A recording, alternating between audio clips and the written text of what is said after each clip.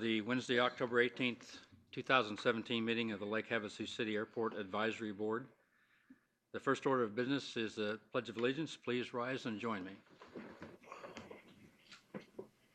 I pledge allegiance to the flag of the United States of America and to the republic for which it stands, one nation, under God, indivisible, with liberty and justice for all. Thank you. Mrs. Lichtel, would you please call the roll? Yes, Shannon Stebbins. Here. Lewis Worthy. Here. Dave McNary. Absent. Steve Huff. Absent. Brian Schultz. Here. Jeff Sayer. Here. Shannon Hicks. Here. Bill Boyer. Absent. Chairman Stebbins, we have a quorum. Thank you. The first item on the agenda is a call to the public. This is an open call for any citizen wishing to address the board on issues within the jurisdiction of the board. Your comments must be limited to 5 minutes or less. At the conclusion of the open call to the public, I'll ask any individual members of the board if they wish to respond. We cannot carry on a two-way conversation with you at this call to the public. Is there anyone here that would like to speak with us? And please state your name so Rondi can have it for the record. I'm Pam Rudolph. I'm a local pilot and I've been based here since 1997. Yesterday I attended a planning meeting at the airport and I was surprised to walk in and see the demolition of the interior of the terminal building. The ticket counters have been removed, the floor's been dug up, and it's leaving a trench with wires and conduit sticking out. I'm upset because, as you know, our 99s are having an awards banquet at the terminal at the end of our upcoming air race. We're hosting this race. We have teams from all over Arizona, California, and Nevada. We arranged with the airport supervisor to have our catered awards dinner in the terminal to showcase our airport and our facility. Why would the city schedule a demolition with an event coming up? How did it happen without them notifying anybody that was involved? It's it's a hot mess for us now because we don't have time to get another venue and we're going to have a banquet in a construction zone. But all that being said, I don't understand if the city has money to spend on the airport, why are they spending dollars and labor on the terminal building, which only a few people use, and why wouldn't they repair the deteriorating pavement and the cracks in the runway and the taxiways, which are used by many people every day? I've been attending these meetings for quite some time now, and I know that the needs of the airport are discussed, and there's a timeline for repairs, and I understand that this board is to provide input to the city council for the improvement of the airport. But I've never heard in these meetings about the necessity of tearing up the terminal.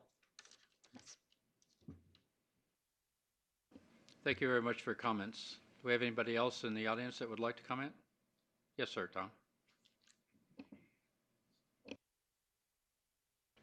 Good afternoon. Tom Stokely, Hangar 74.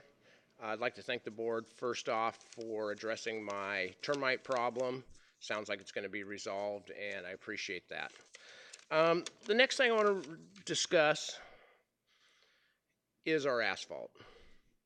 Now, I don't know if any of you have been up to Hangar 74 where I hang out a lot. And from Hangar 74 to 79, which Pam Rudolph is also in our area, the asphalt is coming apart. And I don't mean we have big cracks there. What we have is very loose gravel. Now, this is what's going to happen. My airplane is going to pick up a rock, damage the prop. I'm going to turn it into my insurance. Okay, but do you think my insurance is going to stop at that? Insurance companies, when you buy insurance, you also buy their attorneys. and they are not going to let the city get away with that. They need to make some repairs to the asphalt, not only in my hangars, but in other areas. There's gaps like this, and something needs to be resolved there. Okay, we're spending money on the terminal. That's not what we're using. We're using the runways, the taxiways, the parking areas. These are the areas that are falling apart. We need to somehow get the city council to understand that this is going to cost them money at some point. Because like I said, I'll turn it into my insurance. They will buy me a new prop. If that rock hits my plane, they will fix my aircraft. They will paint my aircraft, but they will be after you because that's what insurance companies do. So we need to make some adjustments here on where we're spending our money and get some repairs done to our asphalt. Okay, that's the first thing. Second thing I want to attack for tonight, and I know you can't respond back and I appreciate it, is I've come across, and maybe you've seen it, airport survey based on the costs that we are spending for our hangars. As you know, we're spending approximately $419, I am, for my hangar. The next closest by square footage, and we are, by the way, 28 cents a square foot. The next closest is 22. Okay. The next closest after that, there's two airports, Deer Valley and Falcon at 22, Falcon Mesa. Okay. Everything else is down 17, 16, 18 cents a square foot. We are paying a substantial amount for our hangars. My question is, and I think that an airport, which is run by the city, is supposed to pay, or supposed to charge somewhere at fair market value. At the highest, at 28 cents a square foot, compared to 22 cents a square foot, what are we, 22% higher? I haven't done the math, but approximately. I think that may not be quite fair, number one. And number two, I'm not 100% sure it's legal. So anyway, those are the two items I wanted to address. Thank you very much. Thank you for your comments. Do we have anybody else in the audience that would like to speak? Seeing none, we'll continue with the agenda. The next item is approval of the September 20th, 2017 meeting minutes. I would entertain a motion for approval or any discussion on amendments. Mr. Chairman, motion to approve. Do I have a second? I'll second that. Anyone opposed? Unanimously carried. The next item is the airport supervisor's report, and I'll ask Mr. Johnson to present that. Okay, the ADOT FOD grant is into ADOT, city staff, both reviewing it. Nothing yet in that regard. Funding, hopefully, to go forward on this will happen later this year. ADOT, per a conference, which I'll talk about a little further on, they had a $25, I think, million deficit. They're now down to $6. So they're getting close to the point where we'll get back into getting projects done. The electrical vault construction contract went to City Council for award to the lowest bidder on October 10th. That was approved. There was an independent estimate and a finalized consultant construction management contract with CNS Engineers. They're the engineering firm that we utilize. It will be going back to City Council for that contract probably later this month in October. So once that's done, all of the, they're not bid documents, all the construction documents will be signed by the contractor, and then we'll start moving forward on that. Right now, the current estimate is that that project will be in construction probably in the first calendar quarter of 2018. Given the fact of our weather here, and it's an electrical project, that shouldn't be an issue. MSD staff has gathered estimates for the taxiway alpha crack sealing. and the runway taxiway connector application of that rejuvenation product. An RFP will be going out for the rejuvenation product soon. In fact, probably tomorrow I'll be reviewing it, as well as others. Once finalized, we'll put it out. MSD will select, finalize the firms, or firm actually.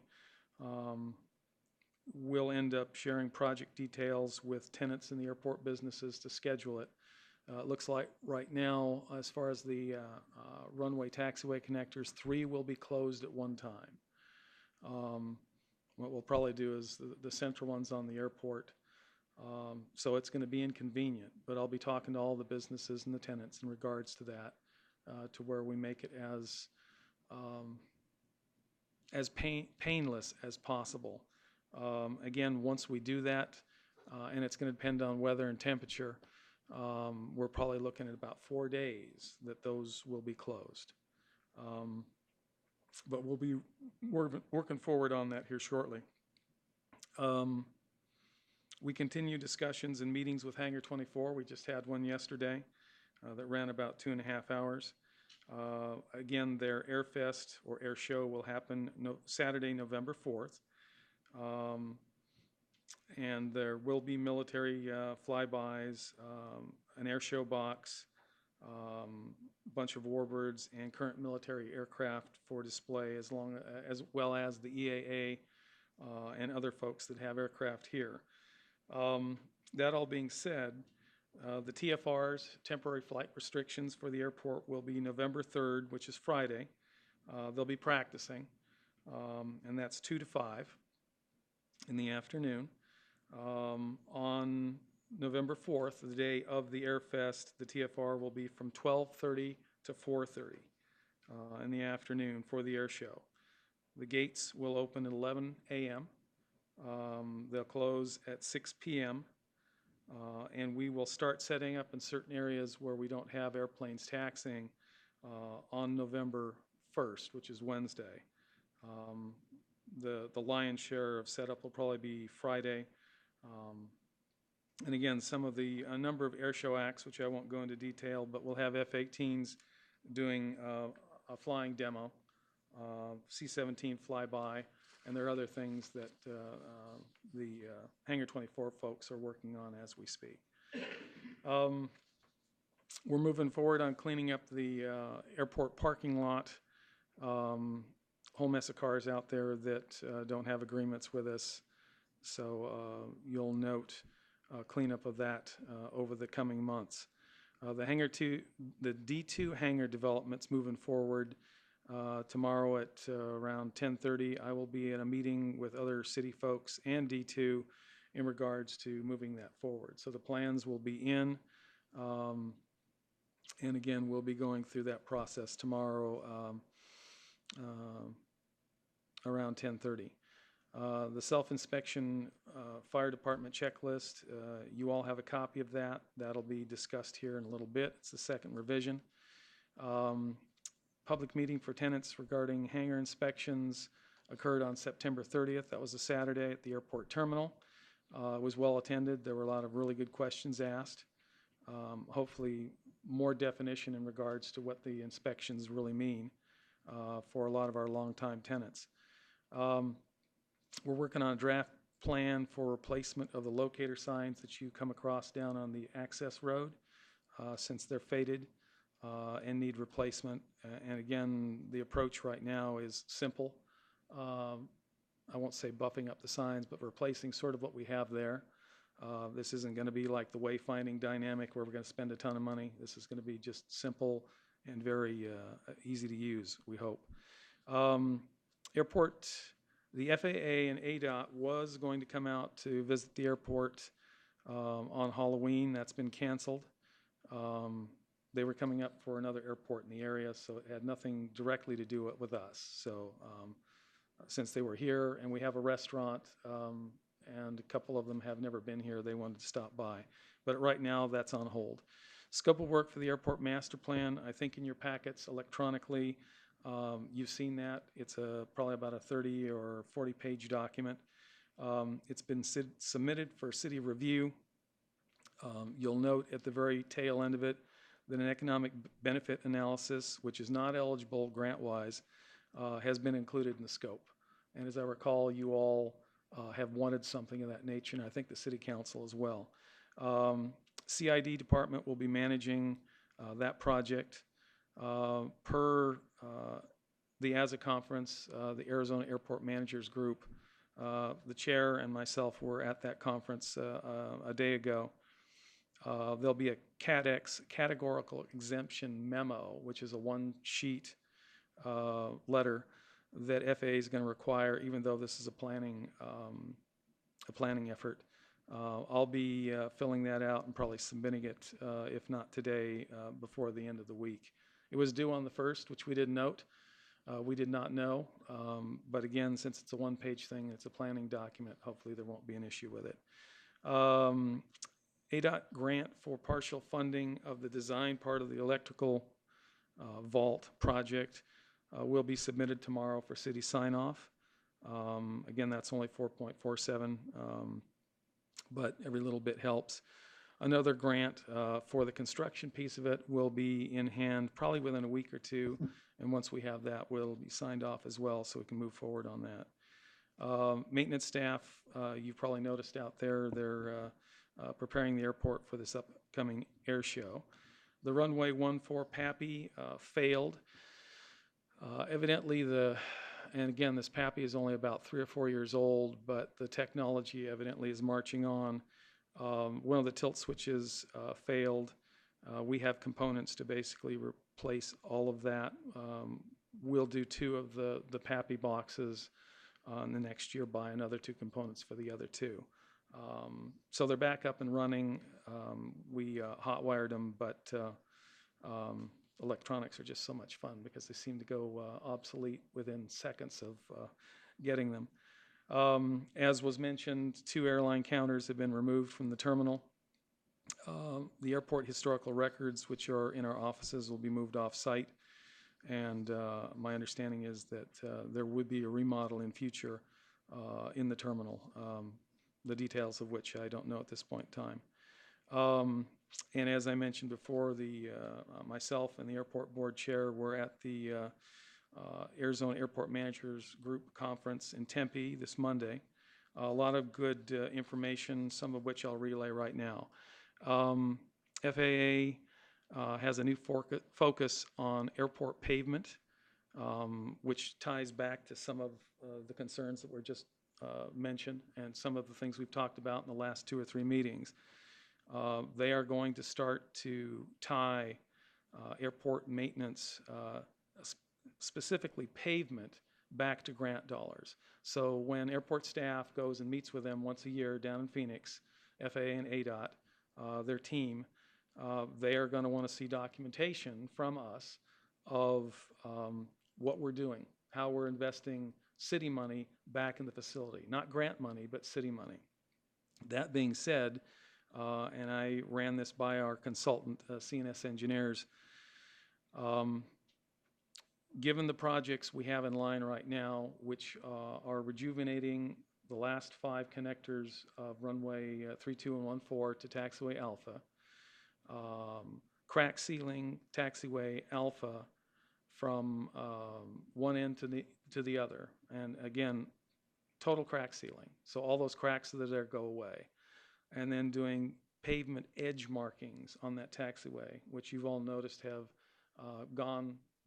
they've gone with the wind. They've just sort of disappeared over time.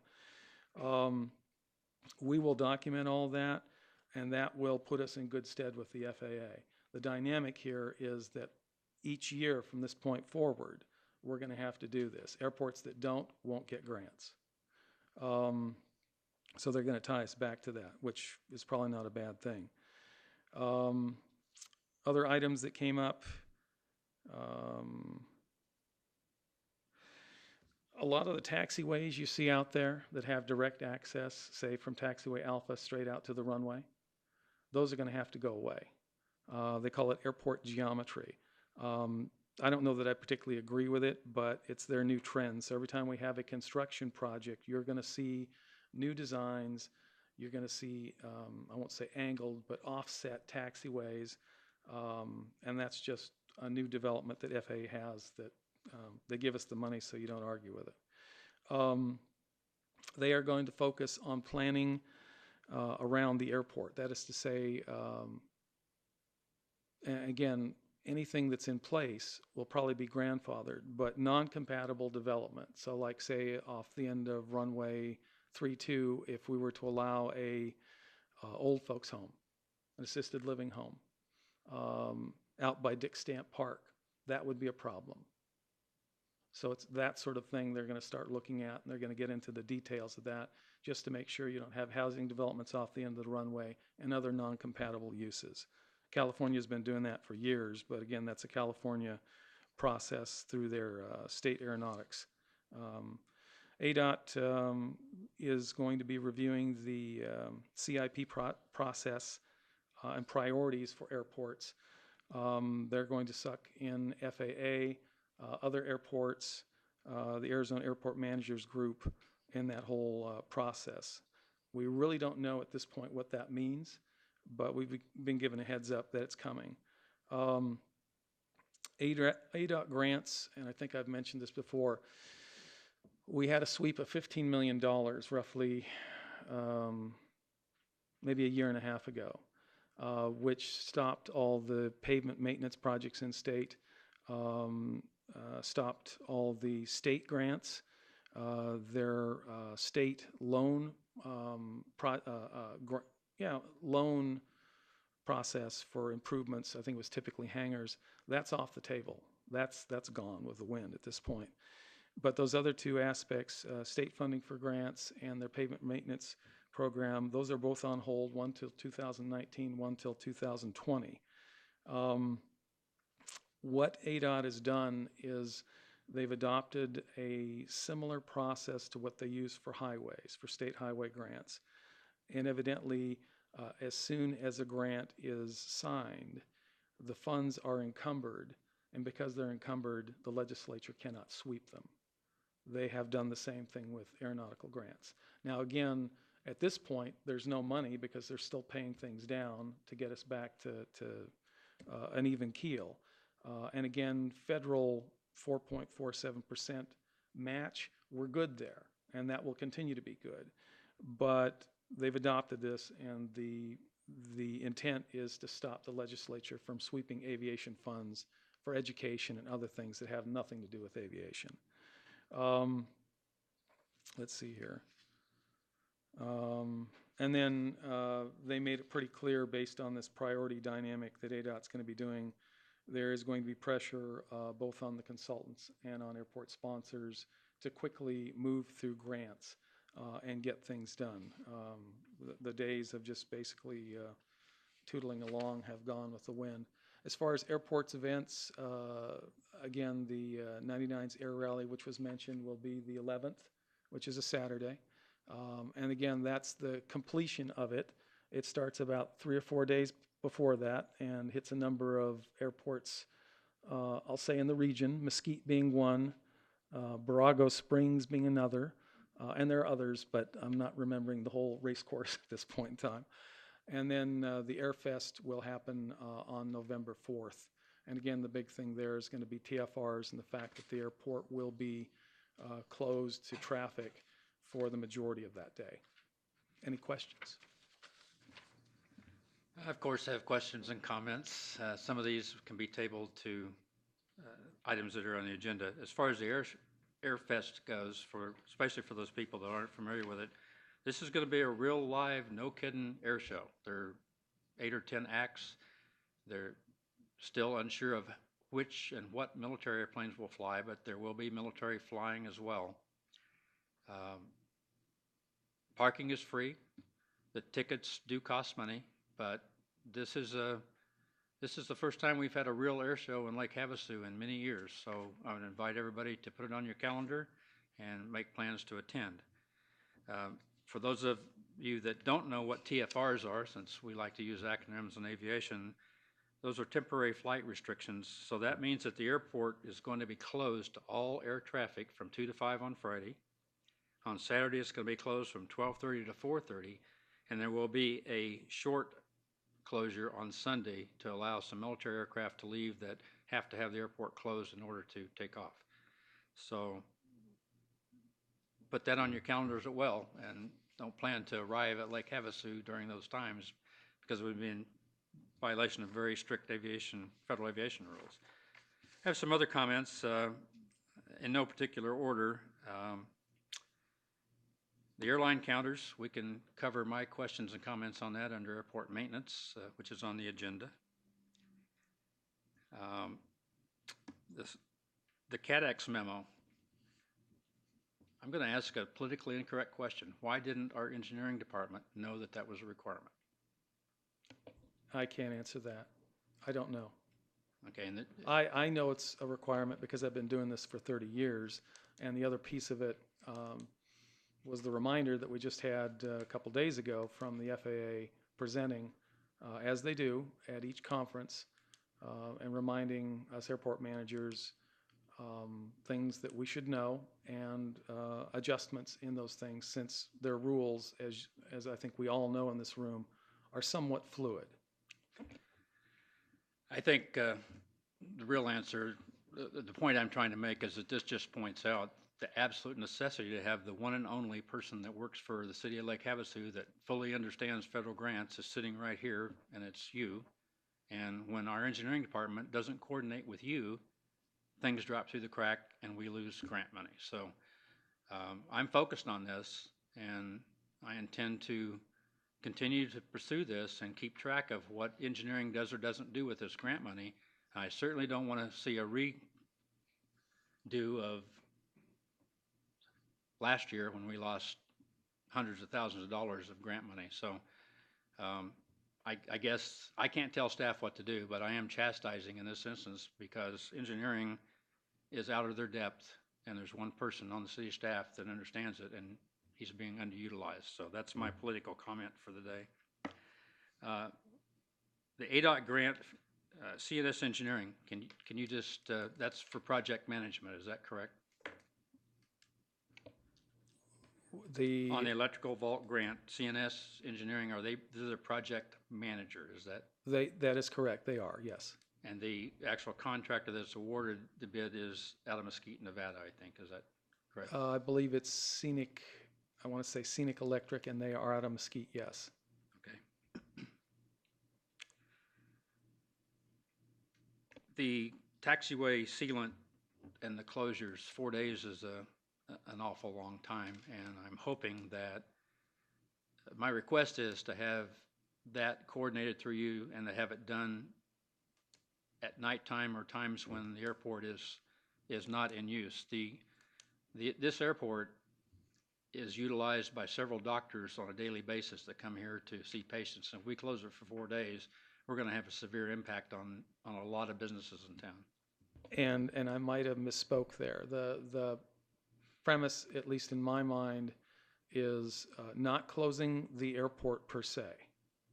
It is, again, I think the way it was put to me was we have 5 of the connectors that need to be taken care of. And so what I'm thinking here is we end up closing Mr. Clark, Alpha did you 2. wish to be recognized? Sure.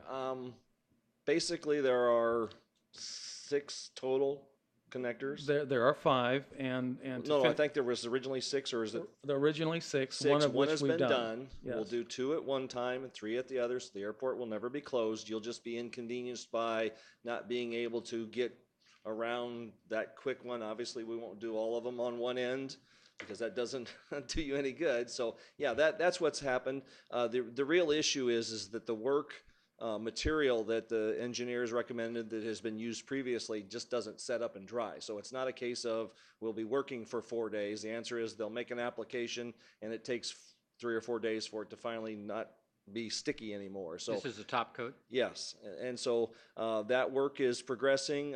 Steve is going to be receiving copies of the draft bids for that in the next couple of days. So we anticipate once we go through that process of review, having some advertisement and some bids out in the next month or so. And is this dollars that we're spending? These are your dollars out of your Yes, budget? these are our dollars that are not in our budget, that are having to be found, that are significant, $40,000 or $50,000, which dwarfs the maintenance expenditures previously, as well as the work at the airport counters. So there's a scale difference there. And obviously, that represents the start of having to do those kinds of activities every year. We haven't done airport maintenance significant work in a long time, and this is the start of that. That's appreciated. Thank you. And so to finish that thought, at least the first thought I had was, because Alpha 1 was done, which is the 3-2 end, we do Alpha 2, Alpha 3, and 2, 3, and 4.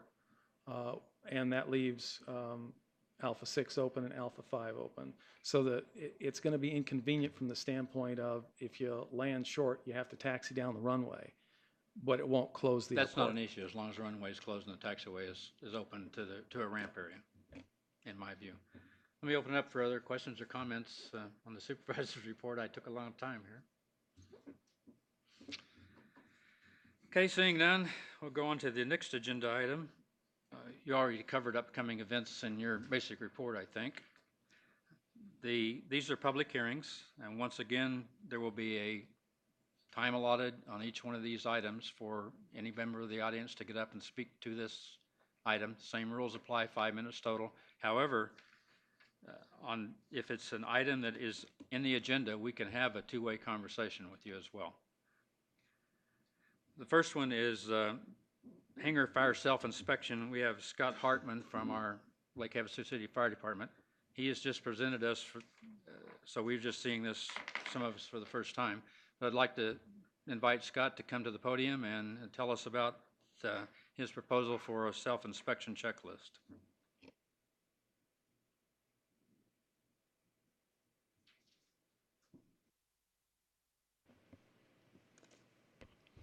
Good evening. For those that don't know me, my name is Scott Hartman. I am the fire marshal here in Lake Havasu. And what we're discussing this evening is a self-inspection program designed to inspect the hangars out at the airport. This is a change from what was done in the past. In the past, we had fire crews conduct the inspections. Due to call volume and other things, we're looking at ways to relieve the crews of that duty. One of the things that we're looking at is this self-inspection check sheet. So I did put a check sheet together. I apologize for not being at the last meeting. I had an opportunity after that meeting. Shannon came in and we sat down with the chief and went over it. He made some excellent points on the original sheet that was written in what I will say heavy code-ese. The language, what I felt was straightforward, upon reflection maybe was not. So we did some revisions to the form. I think if you have an opportunity to check the form now, it is much more user-friendly. And with some excellent suggestions from Shannon, we have made some modifications to it. So, Rondi, do we have forms that we can hand out for the people in the audience to take a look? Do you have them? I Okay, did hand great. them out. Scott and I met briefly yesterday, and he's already made a couple of tweaks to this. They open it up to other members since I've already seen this and had a little chance to look at it. Any comments or from? We changed the wording on several items that are represented in this draft. There's one change that I know we need to make here, I just see, but compared to the last checklist, this seems to be much more user-friendly. that was the intent. The intent was still to achieve the goal, which is obviously ensuring that you have a safe environment in which to enjoy your planes, and still hit the important things that we need to look at. The items you see on the list are similar to what was on the original list. I think they're just worded in a way that's easier to understand. Shannon had made a good point about we're a little unsure of which way is it a yes or is it a no. Hopefully with a new form that's a little clearer on what we're looking for there. So, Item C under housekeeping, it just came to my attention tonight that it presently says aircraft hangars are for aircraft storage and associated equipment and activities only. Um, Would you consider changing that to some kind of verbiage of aircraft hangars are for aeronautical storage in accordance with the current FAA order that covers it, Well, I can tell you, I'm tasked with enforcing the fire code. right? So I don't enforce FAA regulations. So what we would look at is the hangars under the fire code are considered an S1 or a storage occupancy. So what we look at is that the activities that take place in that hangar are in a neat and orderly fashion. The fire code doesn't specifically dictate what is stored in that hangar. That is more driven from the FAA. So that I wouldn't really have an issue looking at the wording of that one. Is there anything in the fire code, under the current FAA order, as long as the aircraft, as long as the hangar is primarily used for aeronautical storage, for example, a person could have, they're allowed to put their vehicle on the footprint of that airplane when they pull the airplane out to go fly. They could conceivably store a different vehicle in the hangar if they have a room. Yeah, there's nothing in the fire code that prevents that from occurring. Okay. The only other question I have is, and I've talked to you about it, I'm going to bring it up. Up at the very top of it, it says self-inspections are required to be conducted annually by lessees or their agents. I told you I don't like that language, and I can't put my finger on why, but I carefully went through the ordinance on the fire rules, and I don't, can you explain to us how our ordinance says that you will conduct, or an annual inspection. It'd be up to you. So if you're determining that the self-inspection form is how you want to do that, I think that gives you the authority to do whatever you want. It does, and one of the things is the fire code gives me, as what's called the AHJ, or the authority having jurisdiction, as the fire marshal, I have the ability to dictate the inspections and how those inspections will be conducted, and I can make the determination on whether or not a self-inspection will achieve the goals that we're trying to do, and in this case, I believe it will. Okay, and under the city ordinances, 11.08.800 says compliance with applicable fire safety rules. I'm going to read it as very short, one sentence. All persons using the airport shall comply with the airport fire safety rules contained in this article and with all fire safety laws, ordinances, and regulations established by any government entity having jurisdiction for fire protection at the airport. So I'm comfortable that you have all the authority covered there. Yes, sir. I have been uncomfortable with the wording, and I related this to you, and if it gets overruled because that's the rules that it is, but it just seems to me that we're using a little bit of a hammer when I know that your intent is for this to be a self-guided checklist to help people. It is, and the main focus, and like you and I spoke earlier, is we want to drive safety and safety in your hangar. And one of the things, the idea behind the self-inspection checklist is to help the individual, and we're just trying to reinforce good safety practices, and the sheet will hopefully do that. We understand that the inspection, the check sheet is only a snapshot in time. You're in your hangar daily or weekly or however frequently you're there. So if we can help you develop safe practices, that continues long beyond the inspection. That's really our intent here. Let me open it up to the board members for comments or questions. Mr. Chairman, Go ahead. my only question is how you going to notify the hangar owners? Are they going to get something in the mail, this form in the mail, or Yeah, does it that's go through the Steve or what? intent is to do a mailer. Yeah, to do a mailer and send the form out. Will this come through your office? It will. Yep. And then at the top of the form, and Shannon, to address another issue that you had brought up, it says that the form can be emailed back. Shannon had expressed there might be someone at the airport that doesn't have access to a computer, is not able to do that. They can certainly mail that back to us or drop it off at my office at City Hall, whatever's more convenient. And we can talk to the airport manager about the feasibility of dropping them off at the airport's operations office. You'll have to think And about that. if Steve's okay with that, I certainly am too. Yeah. Thank you. Anybody else? I'd like to open this up for a public hearing now and invite anybody that's in the audience to speak. And I'd like to ask Scott to stick around so you course. can answer any questions that come up. Go ahead, Tom. First question, what's the time frame of this? Please come to the podium so the people at home can see and hear you. There.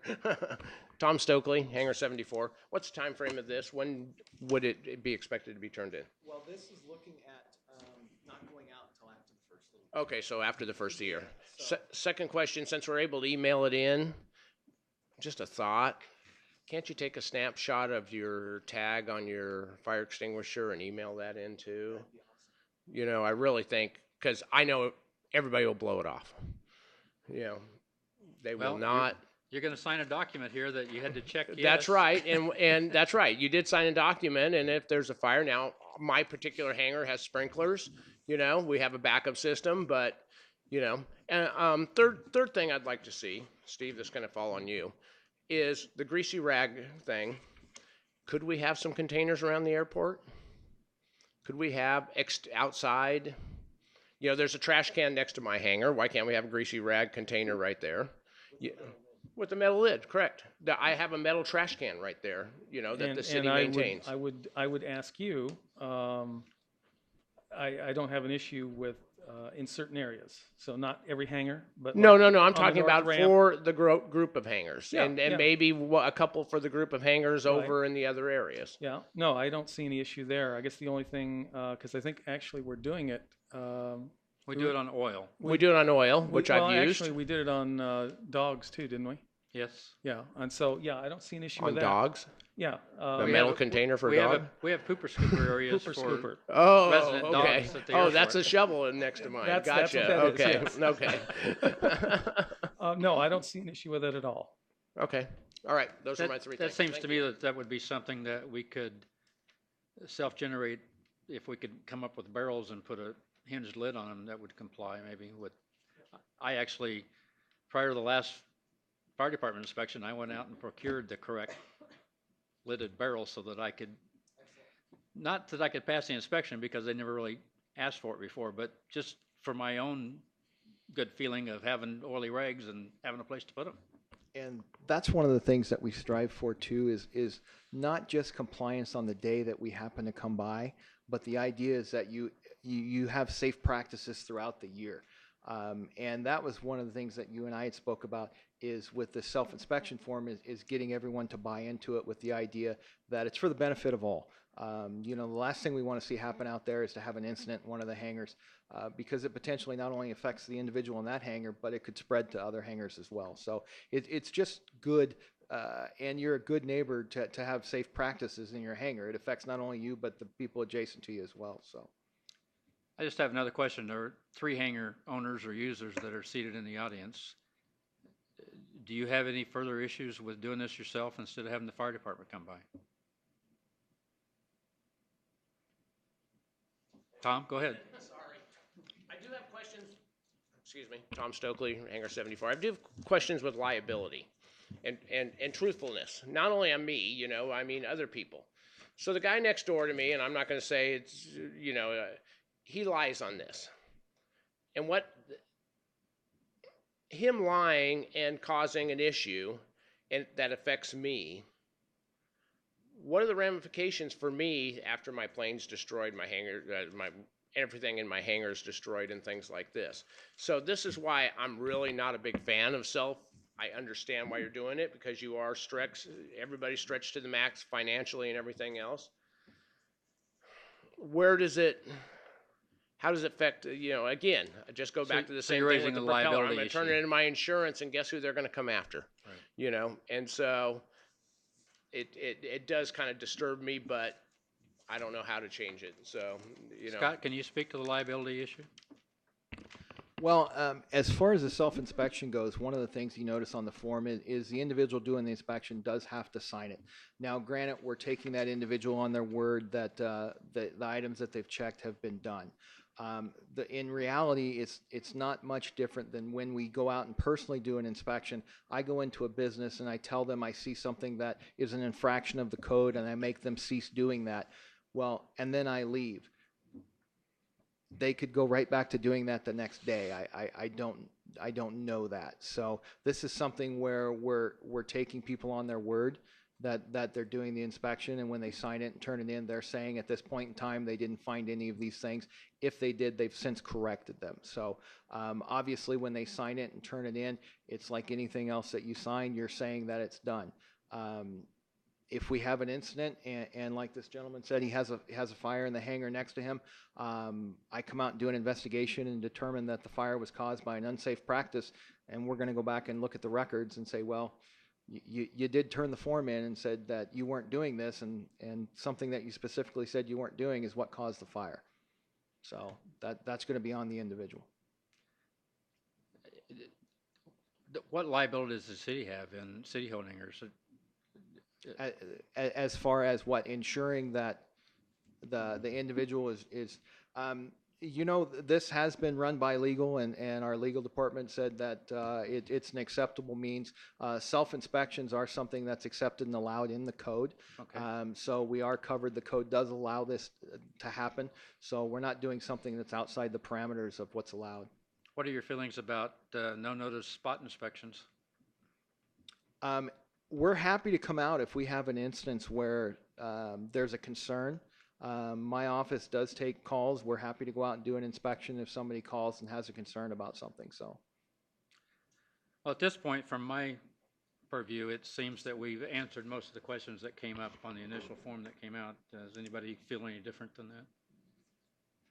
And let me just add to that entire discussion, as a part of the annual inspection that obviously the airport staff does separate, anytime we see something that would concern us, our first call would be to the fire marshal and say, hey, we saw some stuff that we don't know about. And then the second thing is obviously we would expect the public to provide information to either the fire marshal or the airport manager and say, hey, you may want to go take a look at XYZ location. There's something that doesn't look right, just like the police department would take tips on meth labs or stuff like that. So I mean, I think there's an expectation that you're aware of what's going on and you point that out in code enforcement kind of style, and obviously staff at any level would react to that. I would say that during the conversations that I personally had with Scott, what the flying public at the airport may not know is that Scott is available at the end of a telephone, and he would welcome calls if you have questions, even if you're filling out this checklist and you have questions. So he's assured me that he is available, and if there's questions, he'll answer them, and if there are issues, he will come out or cause someone to come out and take a look at them. yeah, that's true. If you look at the form, at the very top is our phone number. If you find that you have a question, or maybe you have, is this an issue? Is it not an issue? Please feel free to call my office. I'm happy to take those calls. So there's no more discussion? Members of the public, anybody else like to say anything? Did the board member, do you feel like that would be appropriate for a resolution to support? If so, please make it. Mr. Chairman, I think we should develop a resolution to support this program. And I'm sure the fire department and Scott would be open to any suggestions that we may find in the initial stages of this new system, for suggestions or whatever. So, Do we have a second? I'll second that, and nice improvement, Scott. Really nice job. Anyone opposed? Okay, we will put forth a resolution. I'll send it to your office and Very good. can do with it. Thank you for your Very good. presentation. Thank you. Thank you for allowing me to speak. The next public hearing is discuss airport fees, and this was aimed at the land usage fee for private hangars and how it tied to the overall plan, but we can certainly discuss the fees that were brought up earlier in comments that were made by the public as well. So it was your initiative, so I'll turn it over to you, Brian. So we did a little research. I spoke with Steve on the phone, and Lake Havasu is very, very unique in the hangars that were moved from the island to their current location, and the way the lease is structured, and the way that most airports, the hangar would become the property of the airport after X amount of years, but it was kind of set up different. So there is no other airport in the state of Arizona that is similar setup to this to even get a comp. So it looks to be pretty fair even when you go against just the normal leases. based on some calls I made to Falcon Field and Deer Valley and Ryan Field. Any other board members with a comment? I'd like to open this up for public comment at this time as well. So is anybody in the audience that would like to speak to airport fees? Tom?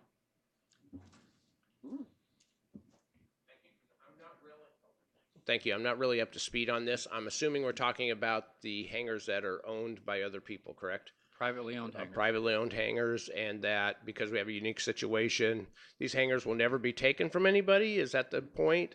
There are hangars that were moved from the island that are Okay. grandfathered. The FAA has said they meet our intent. And so those particular hangars will always be available for sale or to be resold. Is that correct? There are some unique parts of that. I believe that part of it is there's no long-term lease on those hangars. It's a month-to-month. There's several things that go along with this, but they were grandfathered in when they were moved from the island. I would say this. I never say never. I realize the FAA is involved. Yeah. Correct. So the FAA rule is which came about in 1998 or thereabouts, because I was in another airport at that point in time, and we got slammed with it.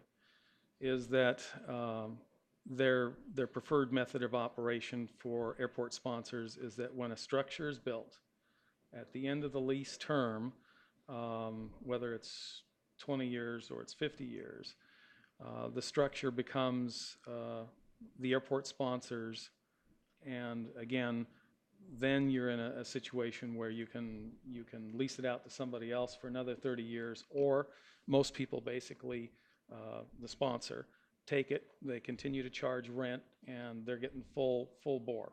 Right. In this case, based on getting people from the island airport up to this new spot, which back then, as you well recall, there was nothing out there. Right. The city took it upon itself to build those foundations, all of which are a little different, which is kind of odd. Put in the plumbing, put in the electrical. Everybody moved those hangars up.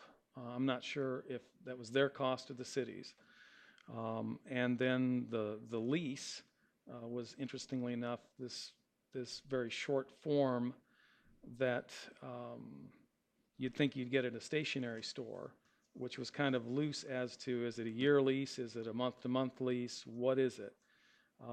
But the options in those lease basically are with notice from whoever owns the hangar, because we don't own the hangar, and I would say from my viewpoint, and this is me, this is not the city, I don't believe we want to own those structures. Given the age, given the fact they haven't been made in 20-some years, and so that being the case, we're making enough rent off of those. And I think we do a CPI increase about every year or two on them, to where we're meeting the intent of what the FAA wants, which is money coming into the enterprise fund that we can reinvest in doing pavement and other improvements in the airport. I would suggest to the city, since they don't have fire systems in them, and to do that is not cost effective. No. For the structures, that we continue to go down this road with those specific hangars. It seems to work for the owners. It seems to work for the airport. I don't see where we need to mess with it. Okay. Understood. Thank you.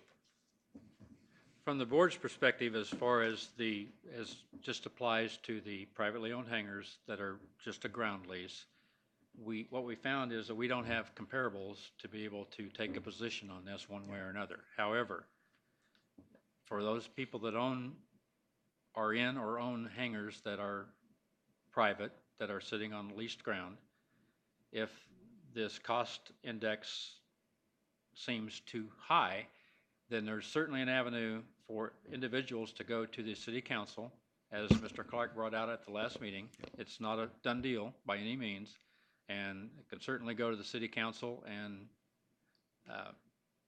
make their thoughts known about the cost. Was it 2.4, I believe. 2.4% increase is, I believe, what it is. Any other discussion? Anyone else from the audience like to make a comment? The next item is aviation pre-accident plan. I don't think we've probably gone very far about this. Mr. Clark addressed it some while at the last meeting. And I don't think this is a quick fix. I think this is a long-term goal that we should work toward. Certainly the Airfest, which is a higher risk environment, brings it up. But if we have something happen, it'll probably happen on the airport, and we'll have the resident experts there to do it. My concern with this is to have something that is an aviation pre-accident plan. This would be my goal, an aviation pre-accident plan that is bought into by each of the public safety venues in the city, that if they have an airplane accident, we go to that page and here are the steps we follow to take care of it, beyond life-saving and those issues. So all the issues that are involved with aviation that are not involved with an auto accident or a house fire, those types of things. So if I'm misstating this in any way, I'd ask Mr. Clark if he would like to comment, or you as well, Steve. I'll always talk. Yeah, I think what you've identified is an excellent point. One of the things that Lake Havasu City, as it transitions from a small town to a larger community, is going to have to do is create policies, procedures, practices, and manuals for a lot of areas, and the airport is one of those.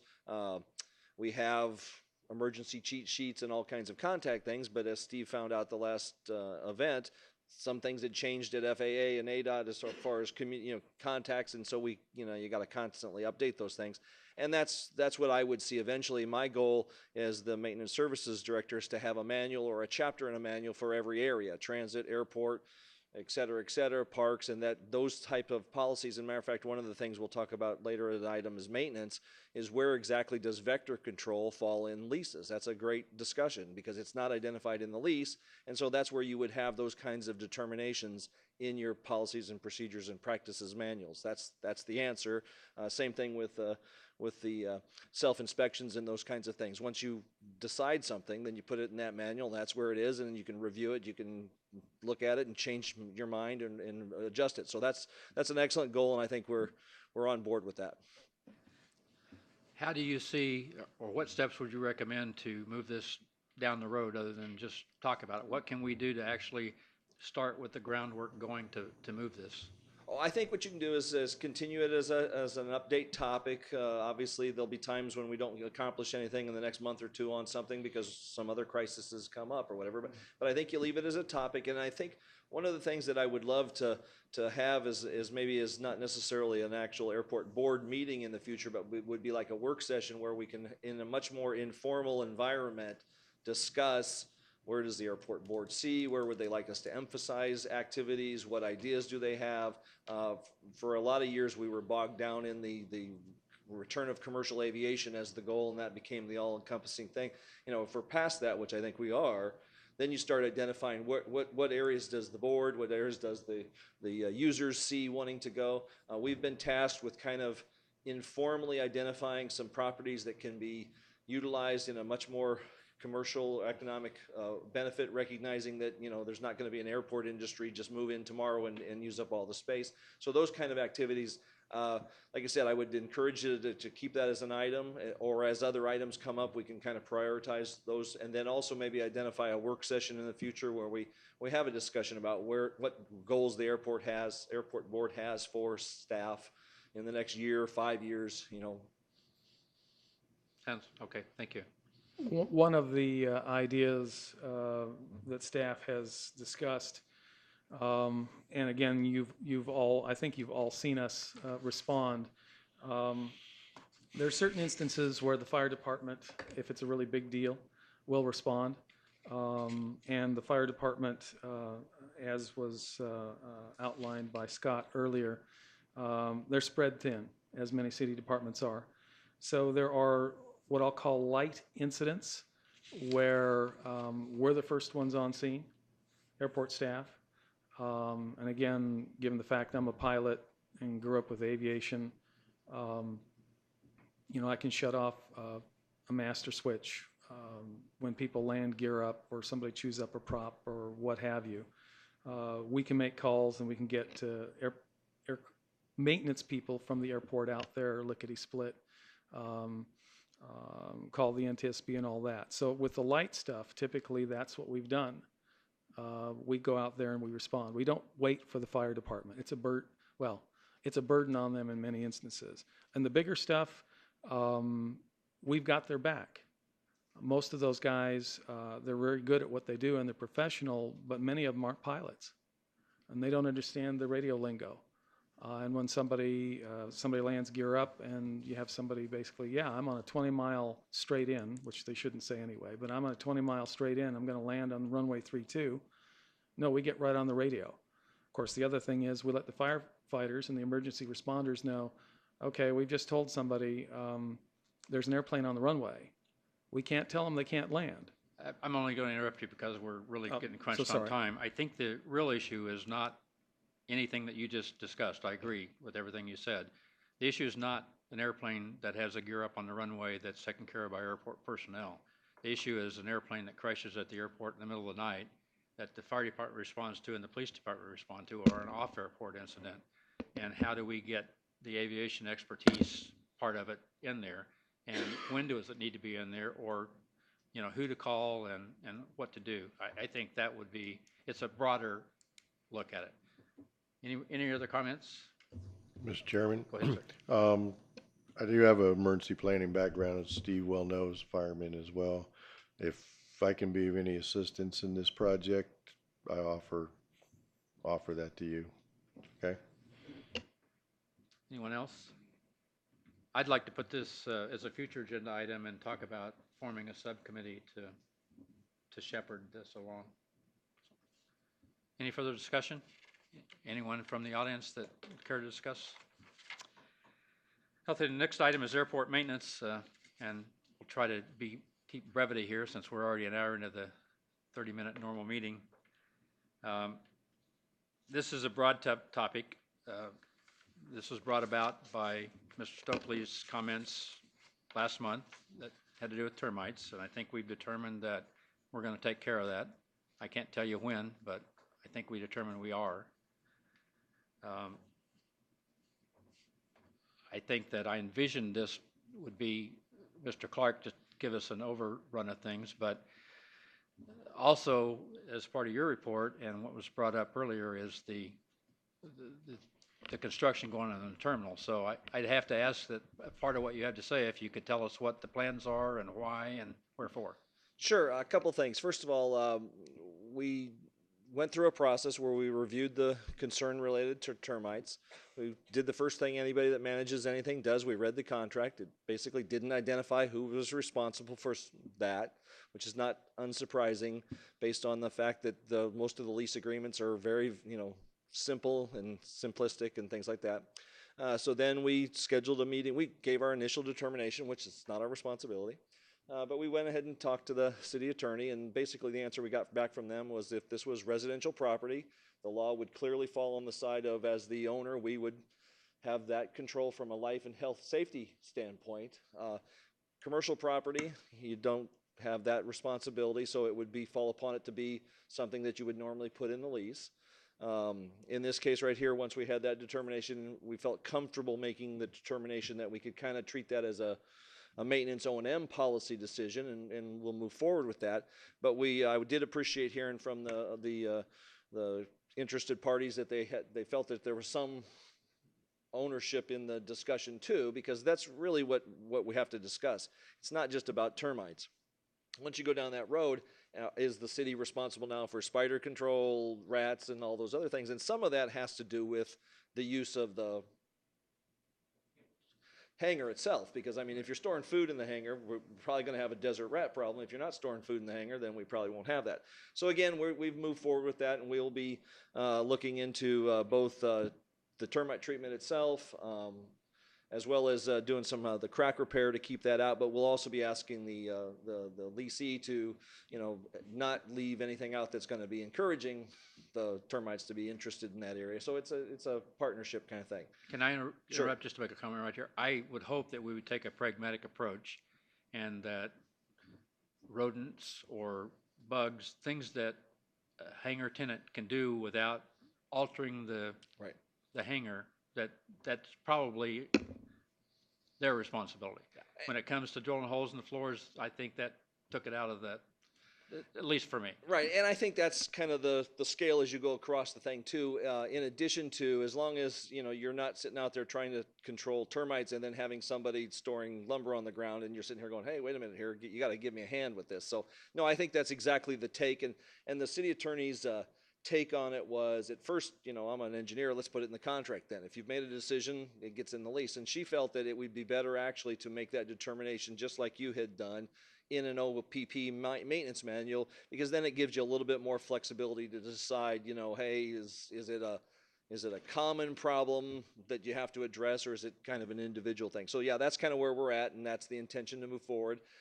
We had tasked Steve's guys to kind of go ahead and get us some more quotes on what's going on out there and determine to what extent we did. The initial quote had kind of envisioned having to jackhammer holes or in the interior, but 3 sides of the facility are next to the dirt. So first question I got to ask is, can I inject the stuff on the outside cheaper than I can drill holes on the middle and still accomplish what we need to do? So that's where we're at right now. Paul Blazer was out of town for several weeks, and so that put a kind of a hold on that. So he's back in town, and that's one of his major tasks is to get those quotes on that. So our expectation is we'll have something happen in the next couple weeks. How about speaking to the, what's going on at the terminal? Sure.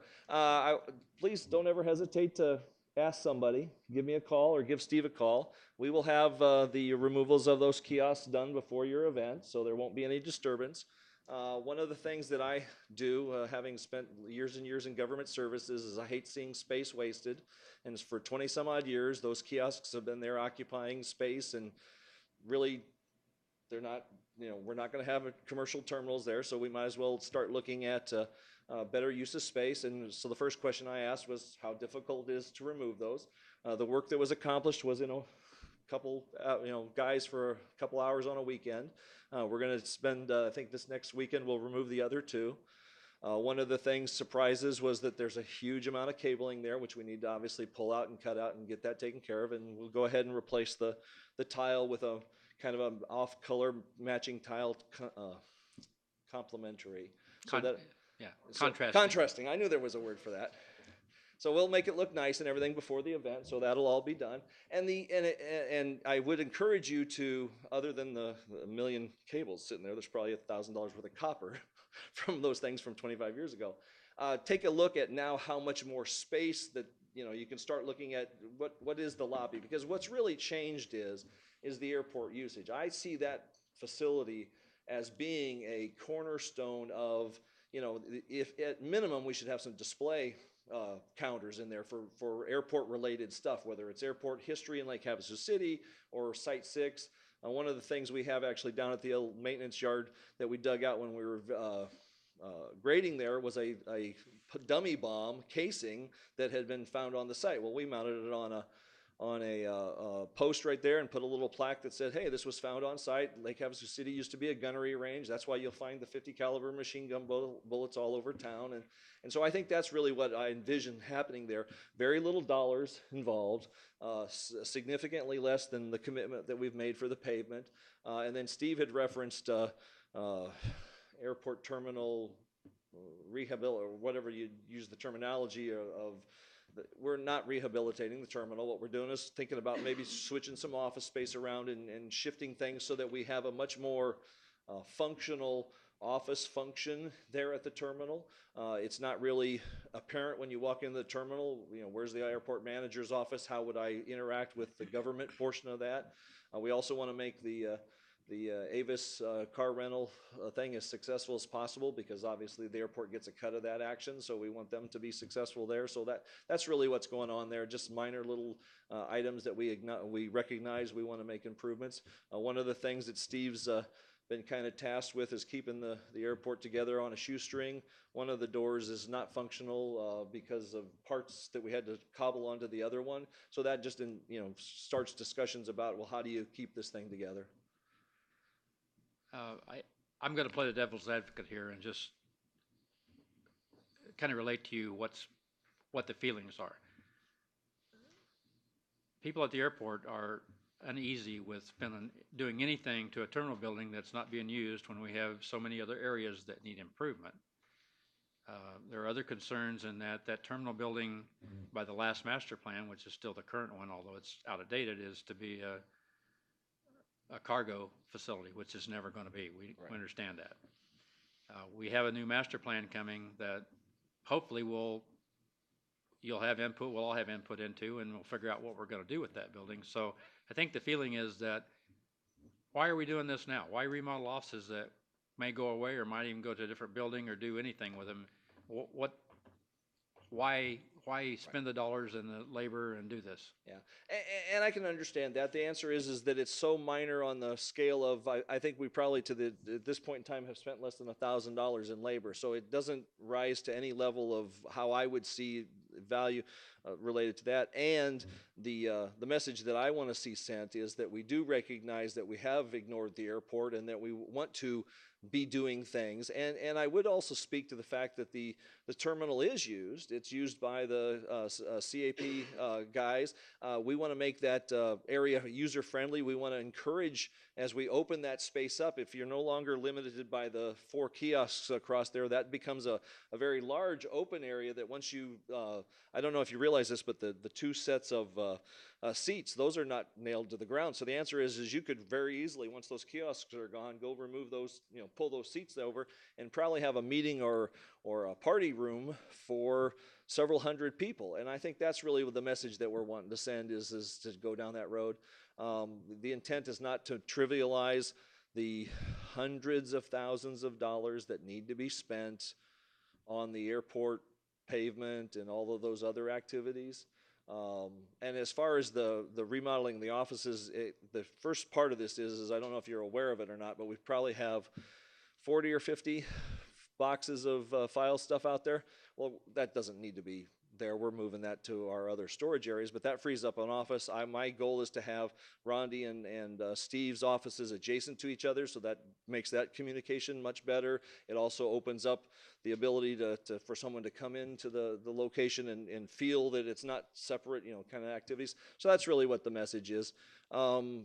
We do what we can when we get time to do some things, and you had a little bit of time on a Saturday to do that, so that was the goal.